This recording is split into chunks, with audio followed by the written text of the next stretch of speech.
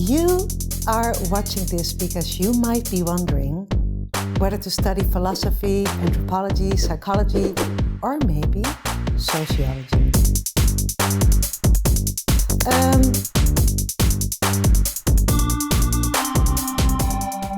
What I love about sociology is the sociological perspective, seeing the strange in the familiar and the familiar in the strange.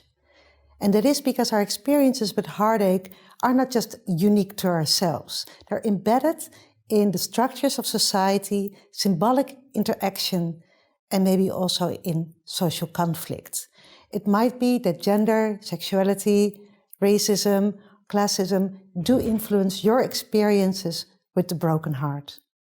And it is also possible that maybe religion or the educational system or medicine influences your unique experiences.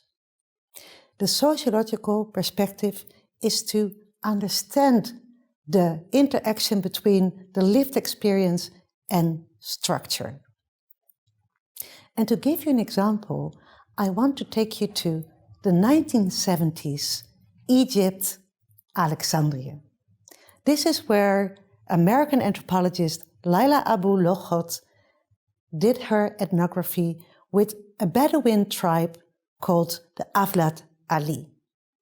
And what was so interesting for Laila Abu Loghot in the 1970s was that this tribe was without a structured society. There was no police apparatus, there was no juridical system, judges and lawyers, and that was of course because the Bedouin used to be nomads. The social cohesion of Bedouin society indeed was the code of honor. All the members of the Bedouin tribes had to behave honorably. This meant self-mastery of all emotions, happy or sad, and showing autonomy. This meant that indeed, also when it came to the matters of the heart, emotions were taboo.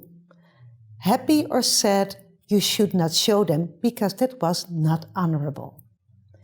On the other hand, you have to understand that this society had gender inequality, arranged marriages and polyamory. How do you think the Avlat Ali experienced a broken heart? To her great surprise, Laila Abu Loghot discovered that indeed, when it came to the matters of the broken heart, it was not talked about. For example, during her stay there, she befriended Rashid.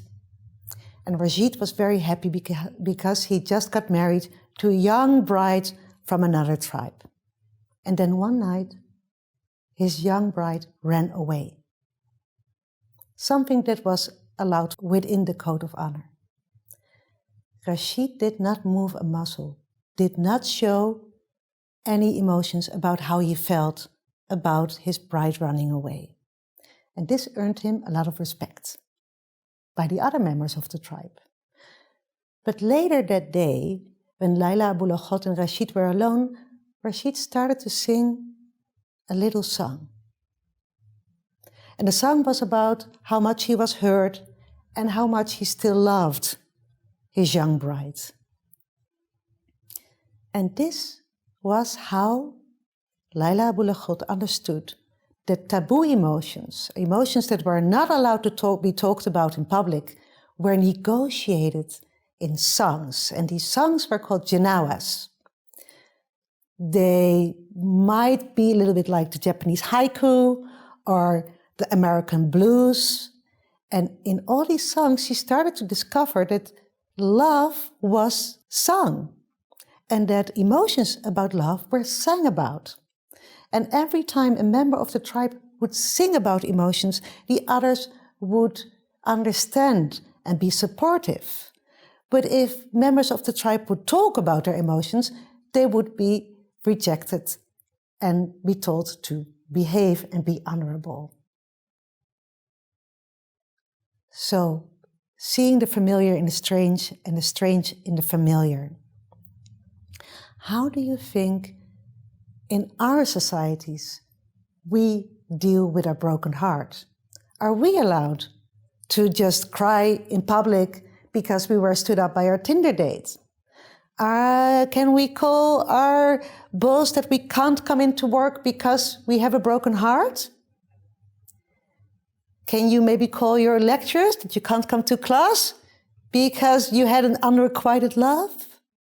Maybe we also have the same outlet as the Aflatali in the 1970s in Alexandria, Egypt. Maybe we also sing about our love ache. We can look at Beyoncé. She sings Boy Bye, or Miley Cyrus, who came in like a wrecking ball and cries all the time. And what about Lenny Kravitz? Is he constantly talking about his love ache? Or does he sing about it? With this thought experiment of applying the sociological perspective to the broken heart, I hope that I could have maybe sparked interest in the study of sociology. Of course, sociologists study all kinds of topics, such as social stratification, migration, labor, gender, sexuality, ethnicity. There is actually not a topic that is not studied here at the Faculty of Sociology at the University of Amsterdam. So I really hope to see you after the summer in my classroom where I teach Introduction to Sociology. Have a wonderful summer.